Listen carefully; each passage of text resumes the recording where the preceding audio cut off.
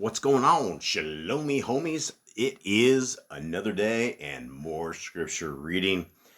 And I can't thank you guys enough for being a part of this little reading that we do, this little itty bitty tiny table that we have out in the middle of these jungles. It is a pleasure, it is a privilege to sit with y'all and to read these scriptures and to be a part of Yah's people.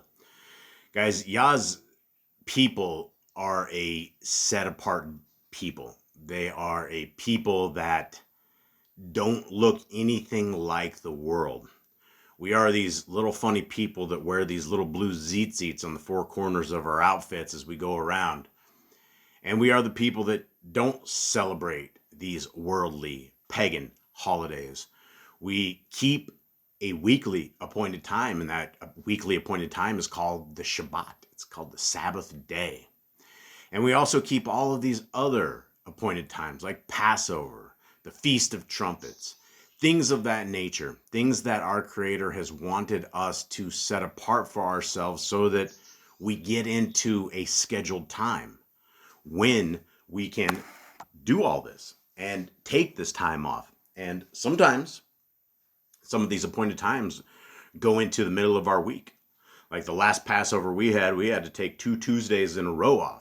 And those Tuesdays, actually it wasn't 2 Tuesdays, 1 Tuesday, and then it was, I think, a Monday. But it was definitely shutting the doors to our businesses that we have, that we keep us alive and things of that nature. And so we had a slight decrease in business, but overall, the hand of the Creator has blessed us, and He always refills things for us. And so, guys, we are the set apart people, and the kingdom is really no joke at all. The kingdom to come is going to be an amazing place that has an amazing government.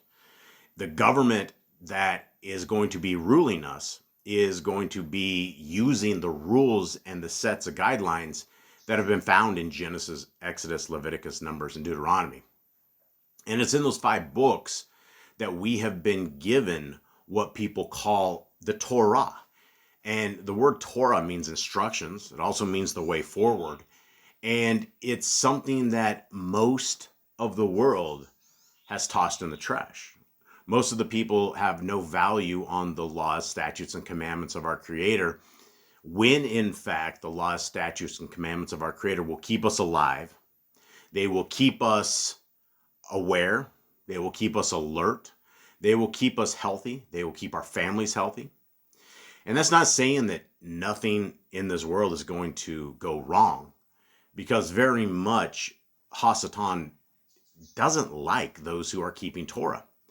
And so when we are keeping Torah, we are on the opposing side of the forces of darkness. We are on the side of the Creator of the universe and His precious Son. Now, His precious Son is going to be our president. He's going to be our coach. He's going to be our king. He's going to be the one that governs us, and He's also going to be our weaponry. According to the Apocrypha, Messiah Yahushua, when He comes back the second time, it's not going to be the lovey-dovey, be very patient, be very meticulous in His walk. It's going to be something where He crushes the hands of darkness and crushes the evil that is all around us. Now, we know from scriptures that Hasatan, the devil, is bound for 1,000 years. And it's during that 1,000 years that the reign of Elohim is growing. But it's also at the end of those 1,000 years when the great wars will come. And we also know from the Apocrypha that Messiah Yahushua is going to breathe out something, and it's going to melt metal. It is going to destroy all of these big bombs and the world's forces and the greatest armies and military of the entire world that has stationed itself against our lands, which is going to be the New Jerusalem. It's going to be on the top of Mount Zion. And it's going to be an exciting time because we're going to see some stuff that is so supernatural, so incredible, something out of the helly weird movies, something that you just don't see. And we are going to be privy to it. And we're going to be on the right side of eternity. And this was what this is all about. It's about getting our souls and our lives aligned up with our Creator and His Son and His ways. And when you have said that the precious laws of our Creator have been nailed to a tree and they have no value to you, they don't mean anything, that's very disrespectful. That's something that doesn't hold any weight when it comes to scriptures. Because our scriptures, from the front of the book all the way to the end of the book, even into Revelations and the Apocrypha, it all says that we need to keep these for all generations. There's no expiration date.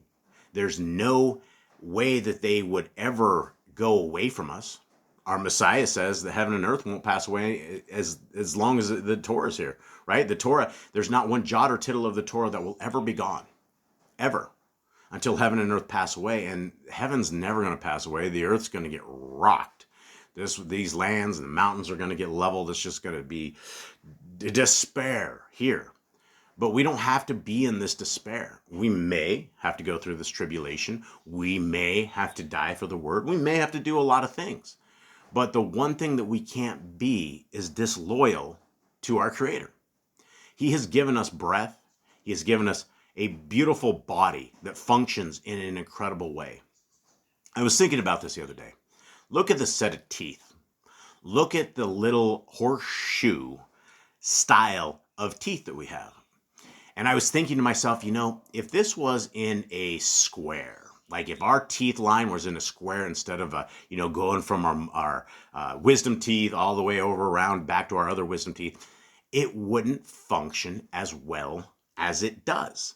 It would be weird. You would have little blocks of stuff, but where our teeth are aligned up in the way that they are, and look at the front of our teeth.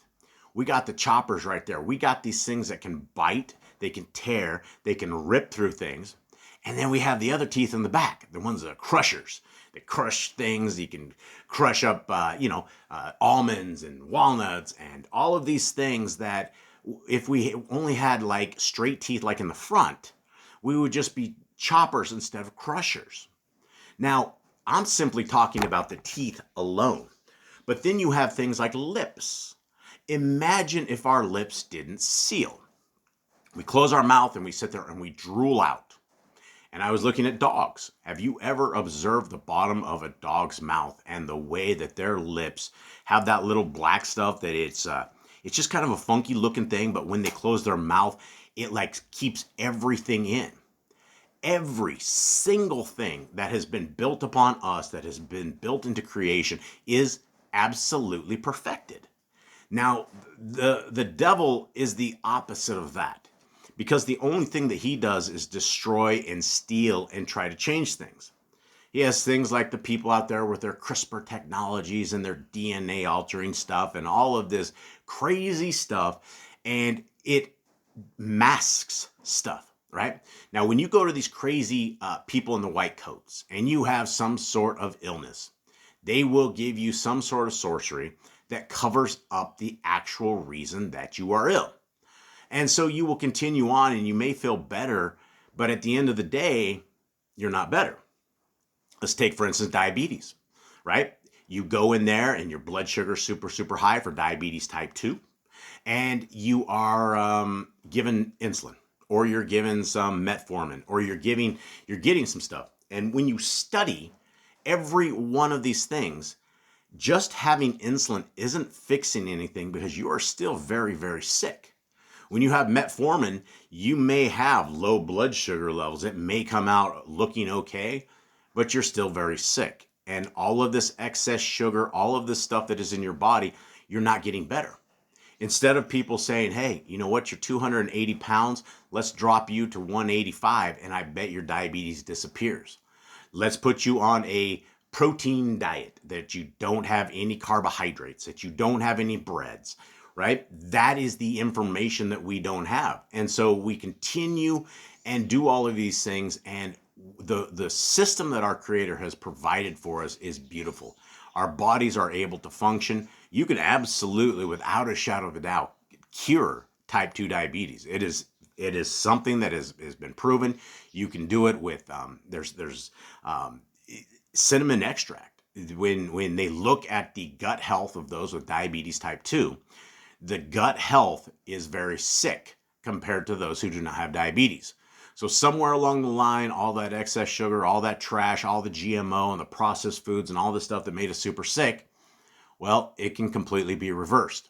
And it stops with the hand to mouth issue, right? When we're constantly using that fork and we're constantly giving ourselves bad food, what we intake is going to make us very, very sick. And so that's what the devil does. The devil disguises all of this, and he can't create anything. He can't, all he creates is monsters and jacked up stuff. And so we either have the creator of the universe who is perfected in all his ways and including his laws, statutes, and commandments, or we have the devil that says, here's your best life now. Here's some riches in this world. Enjoy it, and your soul is mine, right? So that's where we have the option and the ability to choose the direction we need to go. And for a lot of people, that's not what they want to do, right? Reading their scriptures is a lot of work. It's something that I got better stuff to do. I want to watch some movies or play some video games or do anything else other than reading these scriptures because they always put me to sleep, right? And that's the thing about scriptures is when you have that mindset, you may fall asleep when you're reading scriptures. But when you actually look at the instruction guide for life and realize that they are the most exciting things that you guys could ever have in front of you, it becomes a different story. And yes, you can read and get yourself put to sleep, and it happens. But you know what? It's something that we all need to have in our lives. And you shouldn't just take it from people on YouTube or people wherever you're finding these videos. You should find it in your scriptures yourself. You can read the first 5 books of scriptures, Genesis, Exodus, Leviticus, Numbers, and Deuteronomy, for yourself to see that they are precious and they are beautiful and they are something absolutely astounding. And so with that, guys, let's get into our reading today. What we're reading from is we're reading from Yah Scriptures. It is the greatest English translation that has ever been produced. And we still have limited stock left. There is about 800 books left is what we have on this batch, and they will completely be gone. And I don't know if the Big Blue Book will ever go back. I hope it does. I hope we are able to do this. I hope it's not just a one-time gig, but we have given away a tremendous amount of these. Lives have been changed. People's lives, your guys' lives have been changed. When people get this 7-pound book that's large print, with 3,153 pages, that is 103 books, lives are changed. You can read stuff that has been ripped out of these scriptures for years and years and years. And I have guys in prison all the time. They're like, can you tell us who wrote the books of the Apocrypha? Why are they not in the regular scriptures? Well, it's the power structure, the man that be, the Catholicism, the Protestants. A lot of people rip various books out over the years for whatever intention they want. Obviously, the book of Enoch is there because it is one of these things that it describes the Watchers. It describes the fall of mankind. It describes how the world works. It describes how the sun actually comes up and how it goes down, how the moon comes up, how it goes down. It describes our seasons and the gates that are in the sky. Right out of the gate, that disproves all this garbage that was been given to us, right? It wasn't even until 1500s they had to brainwash everybody into thinking the world was round before everybody knew it was flat prior to this. I mean, prior to Copernicus, prior to all these Freemasons and all these guys that were doing this, everybody realized, and there was writings that people were even surmising that the stars had like little bands that were dangling from the sky, and they would just follow a procedure and run through the sky at these times. So it wasn't until the 1500s that they really dumbed us down, and they told us these lies. And so when you look at the Apocrypha that you get in Yah Scriptures, you have books that were written by Moshe, for sure, without a shadow of a doubt. You have the Testament of the 12, the 12 kids of Jacob, that basically give you their last statements on their deathbed. And it's incredible to hear their mistakes and to hear their thoughts and to what they want to leave with their sons and daughters. And it's just simply amazing. And then you have this book, the Book of the Nazarene. And the book of the Nazarene, we're on the very last chapter, and I hope we make it through it today. I don't know. There's 35 verses in it. But guys, if you have the opportunity to help us out with this Yah Scripture Prison Ministry, it's not just about getting these scriptures. It's about helping us with stamps. The stamps that we are having to buy every single week, all the time, it drains us personally as we are trying to make sure that we're always able to send a letter and send a stamp with it. We have to send what they call an envelope, but it's a digital stamp.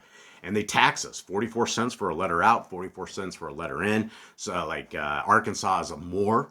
It's really expensive because they tax us for like an extra $3 or $4 every time we buy stamps.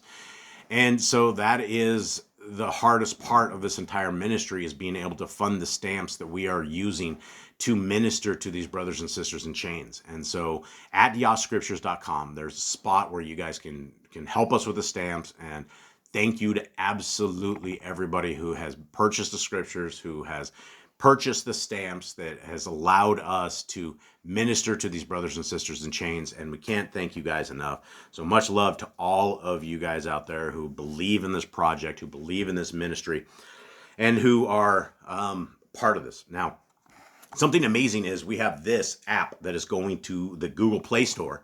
This will be on the Google Play Store in the next probably 2 weeks or so. I would imagine it's already going. It's like the process is up there. And you guys can download this free of charge. This is at yahscriptures.com. If you click on the downloads, this is free. And so you can install it on any Google TV, Google tablets, Google phones, anything that is Google. This little APK will work on.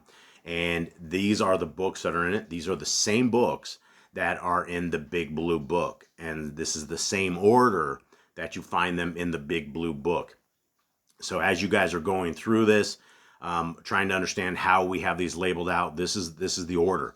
And then we get into the Apocrypha, into the hidden books. And then you have all of these, the book of Adam and Eve, Adam and Kawa. And these are most likely, a lot of these are written by our scribe friend Moshe. Order of the Ancients or Writings of Abraham. Those are all incredible books that tell us a ton of stuff that we had no idea that was even out there. And so here we are with this. Now, let us get into the last book of the Book of Khalidi. And it is a amazing book. So here we are, 21 chapters of hugeness. Now, if these were split up like the rest of the Bible, like the rest of the canon that is, it would probably be, 60, 70 chapters, because some of these are hundreds of verses. And so it's like 110, 105, 102.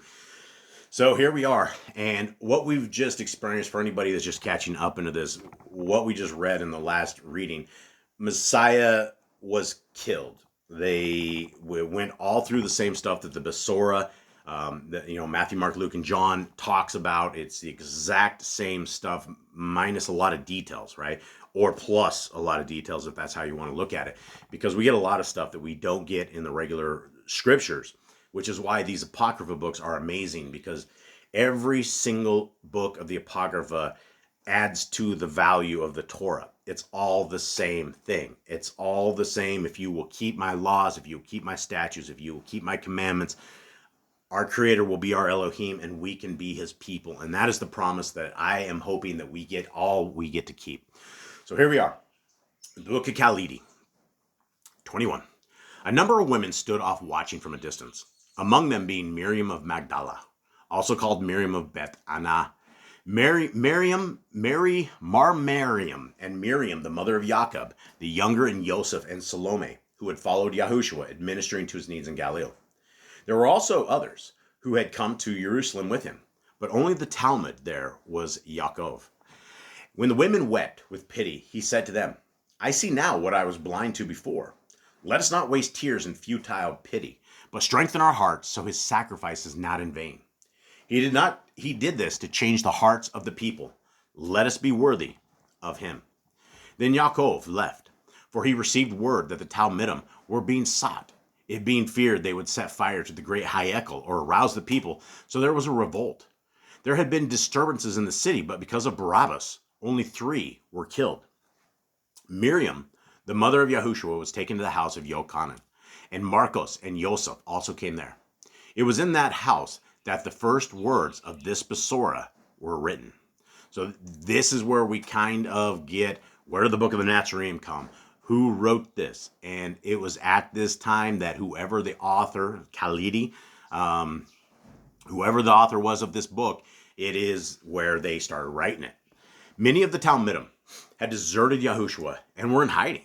Others went about not knowing what to do, their hearts full of misery and sorrow. They lacked the influence needed to save Yahushua from the common pit of criminals.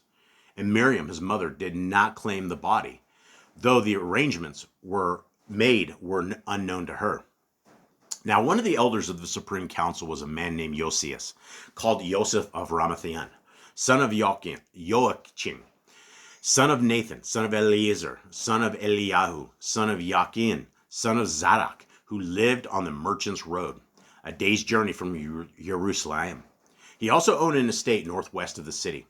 He had a brother-in-law named Nicodemus, and both were secret followers of Yahushua. Joseph of Ramathaim, the wise commander, had been present at the council when it sat in judgment on Yahushua, and he supported him. But many more who could have done so were absent because of the hour. When evening drew near and Yahushua had been 4 hours on the stake, Joseph of Ramathaim, being a man of status and authority, went to Pontius Pilatus, without fear, for they were friends. He requested the body of Yahushua, his kinsman, saying, "It is written in our law that the sun shall not be permitted to set on the body of a murdered man." The governor said, "You are an upright man, and I will not deny this to you." But he was surprised to hear Yahushua had died so quickly, and he sent for the centurion in charge of the execution, a man known to Joseph, who assured Pilatus that Yahushua was undoubtedly dead. Now, the reason that he was surprised that Messiah had died as quickly as he did, and this was not something that, oh, he got off the hook, or he didn't have pain. He was literally tortured to death. He was hung up on a cross beam, and it was something that, they say the cross, but it was more like a stake.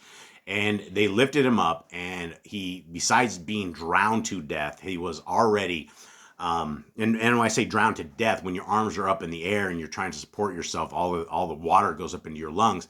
And so he would have had a very, very hard time breathing, as well as the beatings that he took the day before, all the way to that day, had bloodletted him, right? He had lost a tremendous amount of blood. He was extremely weak. He was probably very fatigued, very low on food, probably not much liquids.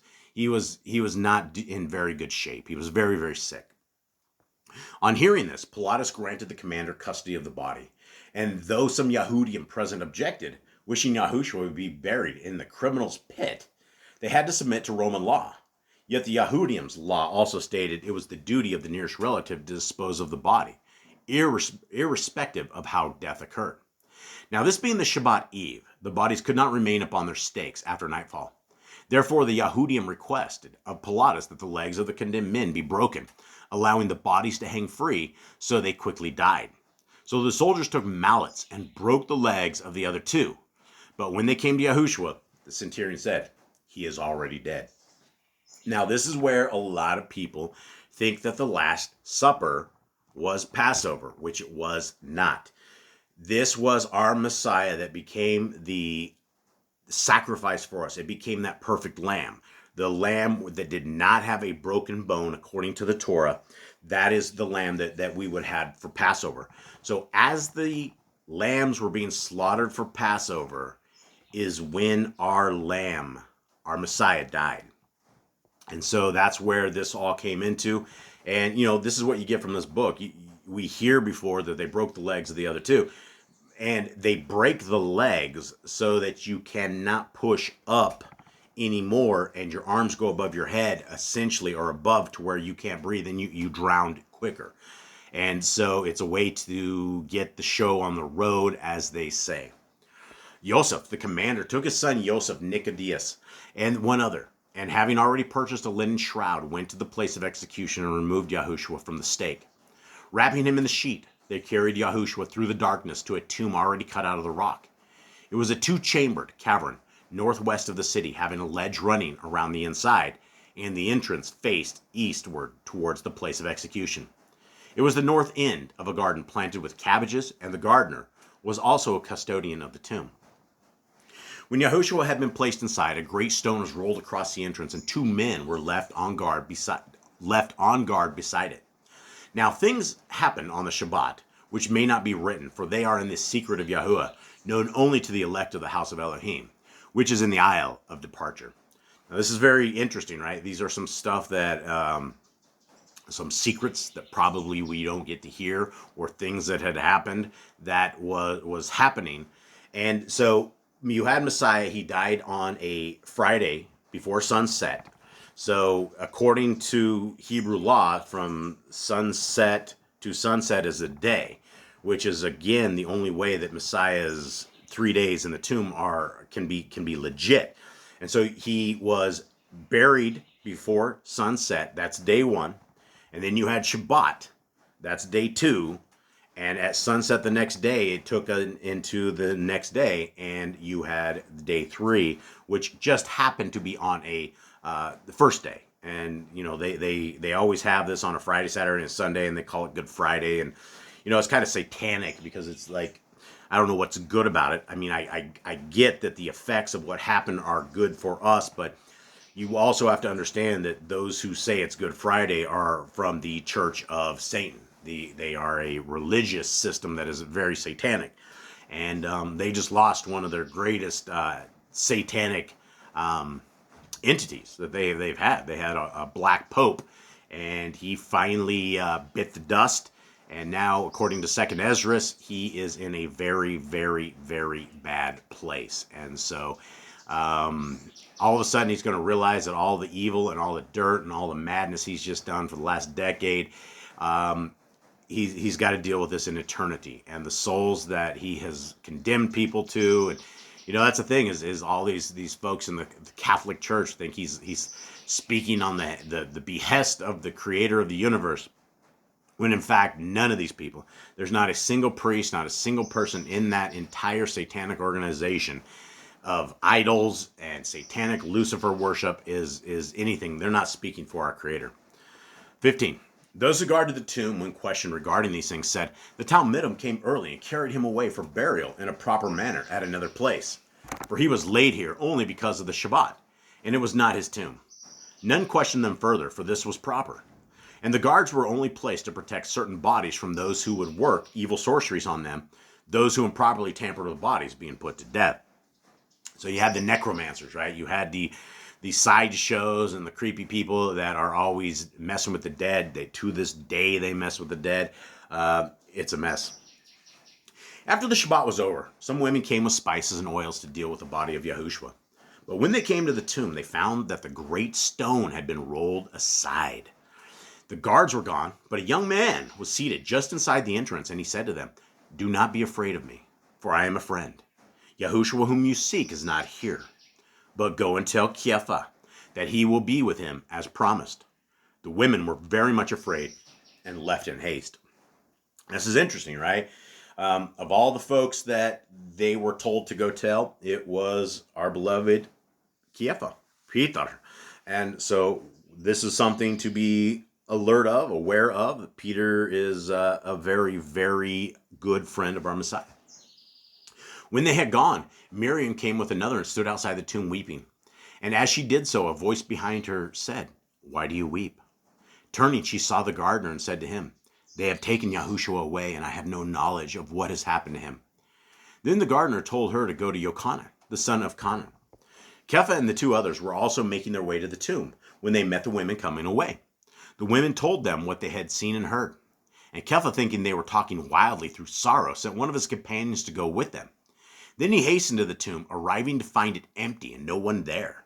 So being perplexed, he sat down outside while the other went in search of the gardener. While seated there, he saw a shining figure in the gloom within the tomb and knew it for a messenger. And he heard a voice saying, Yahushua has fulfilled the promises and is truly Hamashiach, Yahuwah's anointed. Then the others returned with the gardener, who told Kepha to go and meet Yochanan, the son of Kanan, at Emrys, about 9 miles distance. And they went to that place, which was a village not far from the house of Yosef of Ramathaim. Arriving there, they found Yochanan, the son of Kanan, and another Yochanan, and Yaakov, and Yosef, the sons of Yosef, by Anna, his first wife, the fair stranger, his son by Miriam, and Marcos, his adopted son. Nicodemus was also there with Eleazar, and they were all in the house of Hoseas. Later, a number of emissaries came. So this gives us yet more information on the wife of Joseph, right?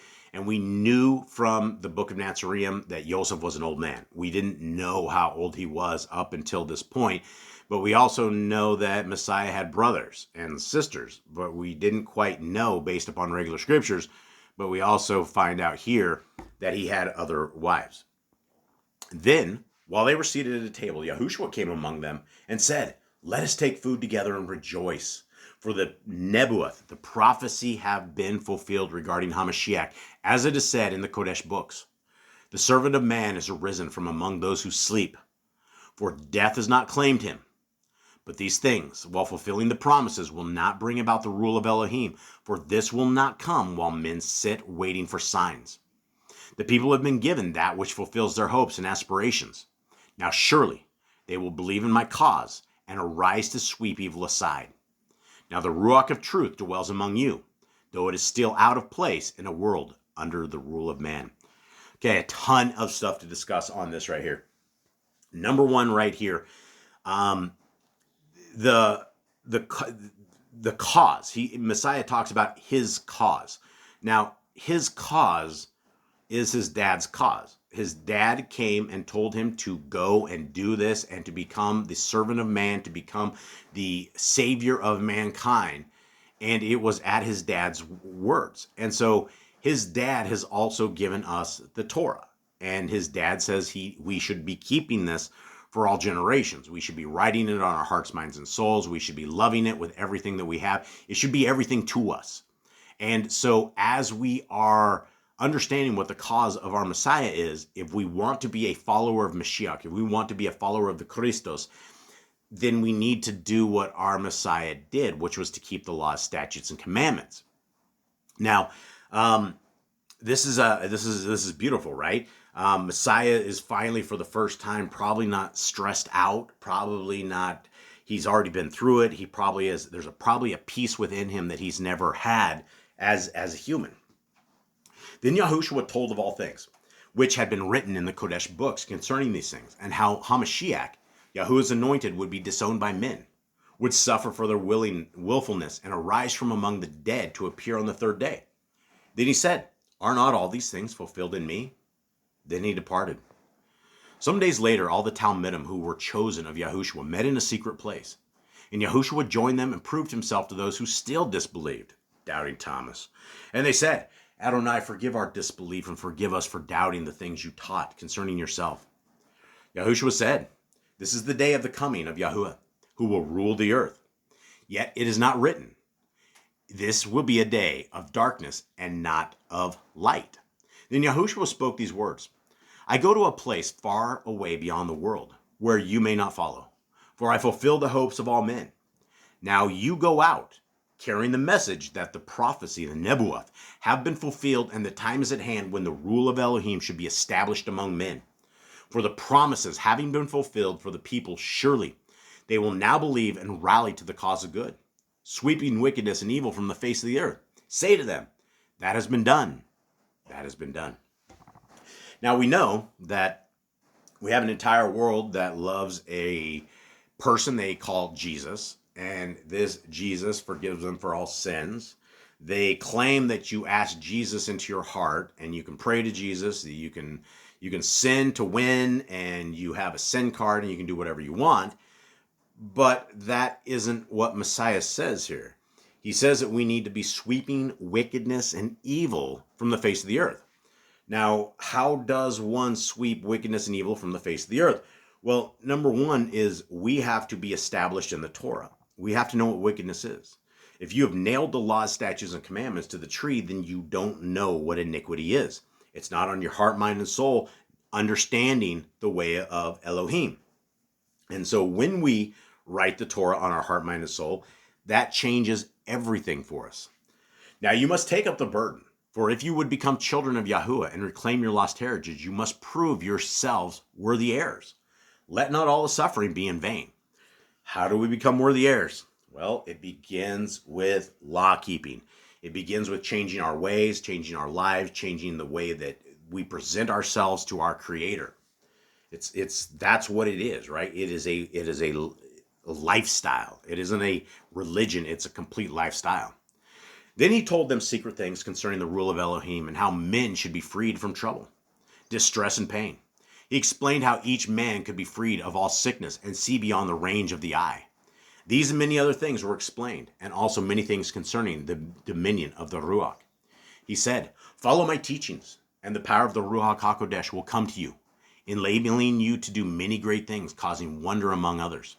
Yet all these are the rightful possessions of men, if they will establish their worthiness." He keeps going back to this. If they will, but establish their worthiness. How do we become worthy? Well, we become law-abiding, right? We walk the Torah. That becomes everything in our life, everything in our breath, everything in our way forward. Think not that Yahuwah will descend from the Shamayim to do the work of men. The world is yours, but life, Kai, is with Elohim in the end. There is the accounting. Man must be responsible for his own destiny. So seek no divine intervention while men remain apathetic. Yahuwah comes to the aid only of those who strive, who surmount the difficulties and obstacles of life. Having said these things, Yahushua revealed himself to them in his form of glory, so they might know truth had been established in him. Then they were all bedazzled and astonished at what man could become at the extent of his powers awaiting development.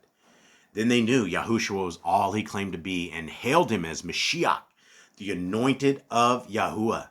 For in him the Ruach of Mashiach was manifested as in no other. After this, Yahushua left. Now rumors of strange events came to the ears of certain Yahudim, who were Herodians and Sadducees. Then they were exceedingly angry with those in power who had inclined towards Joseph, the wise commander. He said to those who raised their voices against him, "Why do you seek to stir up trouble?" Those in high places holding positions of power did only what they thought best and complied with the Torah. What else could they do? I received the body of my kinsman because this was my duty, and I dealt with it decently, letting it rest in my private tomb over the Shabbat. Despite his authority, there was evidence against Joseph, and he was imprisoned, being kept under constant guard. One Shabbat during the night hours, the Ruach of Yahushua was projected to Joseph, so he was comforted. But the guards, seeing it, fainted with fear. Then Joseph was brought before Pontius Pilatus, but the governor found no fault in him, and he was released. Later, Conan and his son-in-law, who were then the Kohen Hagdadal of the Yahudim, came to the house of Joseph, bringing with them the Kodesh books written on scrolls within their box. They requested that he swear upon it in the sacred name of Elohim. But he made oath only that he had done no wrong or broken no law. The wise commander remained in his house for many days, after which he went about undisturbed. Then, when Pontius Pilatus returned to Rome, Joseph departed from his home shores, coming to Set Nedoin, from whence he moved to a well at the foot of a hill. He brought with him a clay cup, which had been set in silver by a silversmith, and this was that cup used by Yahushua. Some say Joseph of Ramathaim married Miriam, mother of Yahushua, after the death of his wife, but this is a known heresy put about by those in ignorance of what is written, for his wife was not that Miriam. We get a lot of stuff, right? Tons of stuff. Now, I remember back to the old Satanic Show with Harrison Ford, and it was Indiana Jones and the Last Crusade, and they had all the way to the very bitter end. These guys had to figure out which cup of our Messiah that it was, and all these guys would pick like a gold cup, and they drank from it and they died, and it was at the very end that Harrison Ford, Indiana Jones, grabbed a wooden cup. And I find it very interesting right here that we actually hear something about this cup, the clay cup, which had been set in silver by a silversmith, and it was the cup used by Yahushua. So I just find that fascinating that, there's been so many secrets and so many things that have been hidden from us. The Catholicism people, the people of the Catholic religion have hidden so much in Rome. As active Luciferians that are always trying to discredit the legit and throw homage to the trash of Hasatan. we just don't know what's going on. But, I believe that we have been baruched. We have been blessed by this book, that we get all of this stuff, that we get a lot of secrets that we never ever knew. And I believe this is ordained scriptures that absolutely, without a shadow of a doubt, should be in scriptures, as it doesn't change anything, right? All it does is gives us more facts, more details, more of the understanding of our beautiful Messiah, the way of Elohim, and what he's always saying, that we need to be working for the kingdom. We need to be those ones that are bringing the kingdom forward. We need to be telling everybody. We need to be shouting it from the rooftops. We need to be letting everybody know that there is a Torah. There's a better way forward. And when we find this Torah and we find this beautiful breath of fresh air, it becomes amazing what our Messiah has done. And it just, the understanding that you get of Messiah once you start keeping Torah is beautiful, and his works are beautiful, and the way that he exited this world is simply astounding, and the way that he re-entered it and the way that he exited it is just something that's amazing. So guys, we finally did it. I don't know how long we've been reading through this. I don't know how many of you guys out there have been reading with me through this entire thing. It's been over a year. I know it's been over a year, but we finally made it through this book. So I guess we will call this one a close. I have no idea where we're going to go next, but I do want to thank you and tell you guys you're loved. We're praying for you guys all. Keep us in prayers through everything. Much love to all of you. We're out.